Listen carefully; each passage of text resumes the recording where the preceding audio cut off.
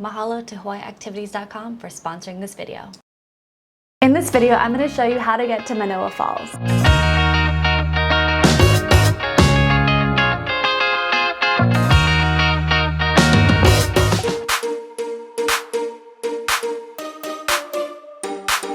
For more Hawaii videos, make sure you're subscribed and click that notification bell so you're alerted every time we post a new video. Aloha, I'm Mariam, and this is Yes to Hawaii. We make Hawaii videos, take the guesswork out of planning your trip. As always, I'll leave timestamps in the description box below, so feel free to skip around the video to the parts that you came here for. We're here at Manoa Falls. It's about a 120-foot waterfall. The round trip is about 1.4 miles or about 2.5 kilometers. It's family friendly and the trail is well maintained. Manoa Falls is an absolutely gorgeous, well-trafficked, well-maintained hike very close to Waikiki. From Waikiki, it's about a 15 to 20 minute drive, and there's a lot of different ways that you can get there. First off, the easiest way to get there, if you have a rental car, is to just drive to the falls. Once you get to the falls, there's parking that's paid. If you are a visitor, parking for cars is $7. If you're a resident, parking is $4. I would park here. I would highly discourage you from parking in the residential neighborhood. Instead, go to the designated parking lot where you're supposed to park. Another way to get to Manoa Falls is going to be by moped rental. So from Waikiki to Manoa, you can easily moped there. You can get your mopeds in a few different spots. One really convenient location is Hawaiian Style Rentals, which is located on Lemon Road. I'll leave a link in the description box below. Just keep in mind that if you are planning on driving your moped from Waikiki to Manoa Falls, once you get closer to the falls area, keep an eye on the road. And the reason for that is once you pass the residential area and you start seeing signage for Manoa Falls, there are potholes that will shake your moped if you're not paying attention. So when you're driving, keep an eye on the road.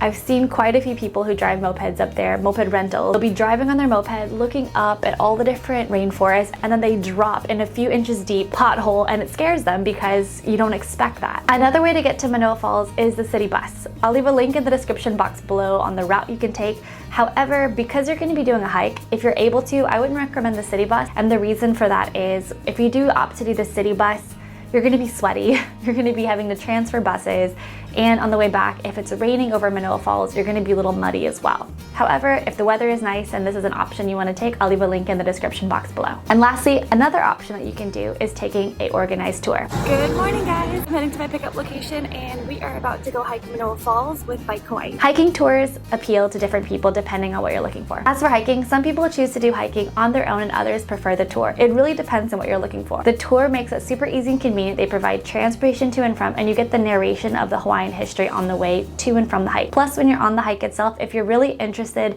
in Hawaiian plants, Hawaiian fauna, Hawaiian foliage, things like that, you'll get the most out of the hike. However, if you're looking for more just like a ride to and from, the tour might not be the best option for you. If you're really into nature and you want to learn more about Hawaiian history, Hawaiian culture, history of the valley that you're going to be in, this might be a good option for you. Hiking tours also work really well if you're a solo traveler that you don't want to hike alone and you prefer to be in a group when you're going on the hike. For example, when I was traveling in New Zealand a few years ago, there were a few different trails that I wanted to check out, but I wasn't really familiar with the area. I also didn't have an international driver's license, so I didn't want to get a car or anything like that. I wasn't really familiar with the bus system, so I did a tour. That way I could get a ride to and from the hotel that I was staying at. Plus I got to meet a couple different travelers as well, which was really nice. We're inside of Manoa Falls right now and we're at the bamboo forest. In Hawaii's rich volcanic soil, it only takes 6 months for bamboo to grow to full size. And these banyan trees were brought over from India as a gift to the Hawaiian monarchy.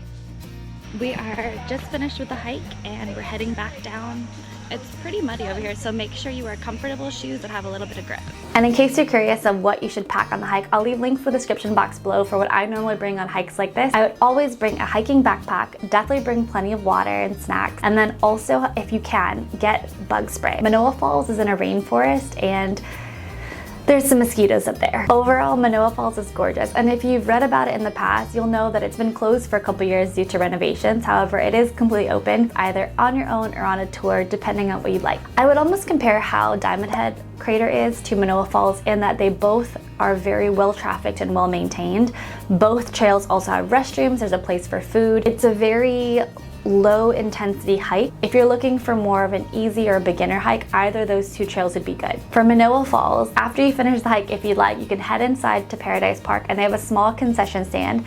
If you'd like to grab a quick bite to eat, they do have water, they have fresh pineapple, hot dogs, snacks, chips, things like that. You can also opt to bring your own food, of course, but if you finish the hike and you're still kind of hungry, there's a place to stop.